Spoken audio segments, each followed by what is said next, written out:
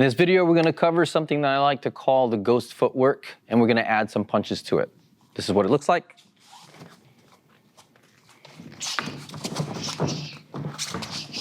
Good, one more time. All right, let's break that down. Feet first. We're gonna use this tape right here, and this is just basic painter's tape. You can take some, put some on your garage, you can practice at home. And what's really nice about it is that when you lift it up, it's not that much adhesive. It cleans up quite nicely. So we're gonna use this one right here. So he's gonna step right into the middle on that lateral. Notice that his foot we're going to use this intersecting line right here as a reference point. We'll break down the shifting of the footwork into 3 steps. The first one, he's gonna step. Second one, he brings his feet together. And then the third one, he brings his leg out. Again, returning, step, feet together, and then step out. Pretty simple. So on the first step now, we're gonna add in a lean. Notice where the weight is being shifted. He's on this side. When he has a second step, he leans the other direction, taking the weight off of the first leg so it can go ahead and create a balance point. On here, you notice all of his weight is over here. He just takes another step on his left leg, and he has the weight. He shifts in, shifts over the weight, and then rebalance. And all you're gonna do is start smoothing it out. And as you're smoothing it out, you'll feel a little weightlessness as you get to the intersecting part, right here, or that center line.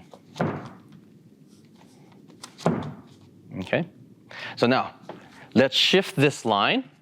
Now let's make it more on the corner here. So if he's in his regular stance, he's going to first start with the line that's splitting the legs. And when he finishes on the one side on this side, it's still splitting the legs. And when he finishes at the returning point, it's right here, split the legs. So let's add the punches now. So he's gonna throw the cross, and he has a lot of weight over here.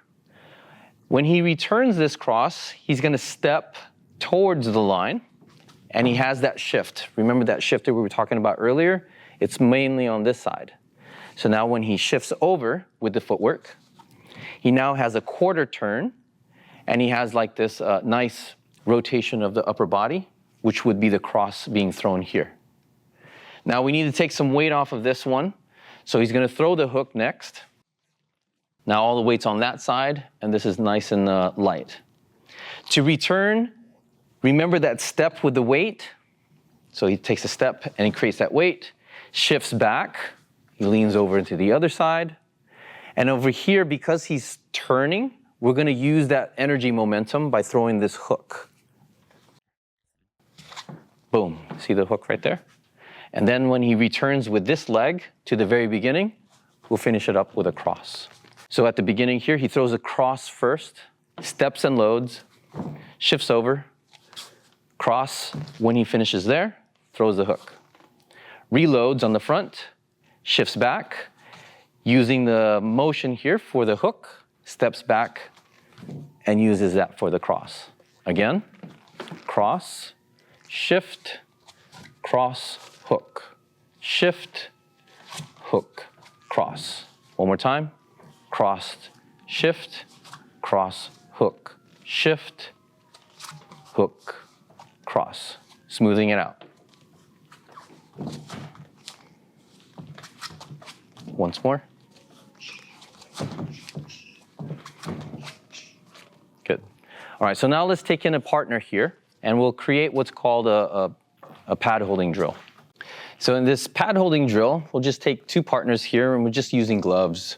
He's gonna throw the cross, he shifts over to the other side, has another cross, we have the hook, and then we return, hook, cross. Again, cross, cross, hook, hook, cross. Notice here too is as they're practicing, he's still using the plus mark on the ground to shift over. And then the pad holding side, he's not gonna really switch too much, he'll just stay stationary, but he'll turn with his partner.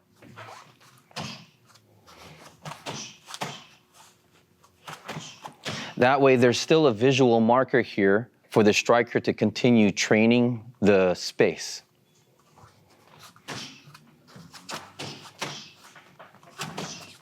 Let's smooth it out a little bit. So let's see why we're doing these motions here. There are 4 areas that we're trying to hit.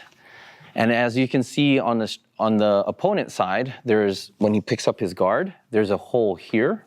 And actually there is a hole here, right? So what we're trying to do is create angles to capitalize on those spaces. And we'll first start by throwing a cross to create the guard, or make him do the guard, which creates the first space right here.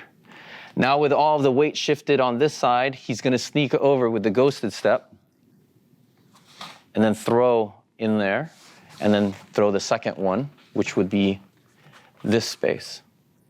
Quite naturally, if the person's not knocked out right here, they would start to turn back, and he would reload, and then a new space is right here, shifting back in for the hook, and as he turns back, he times the last punch towards the middle of the guard. So let's take a look at it here slowly on what it would possibly look like.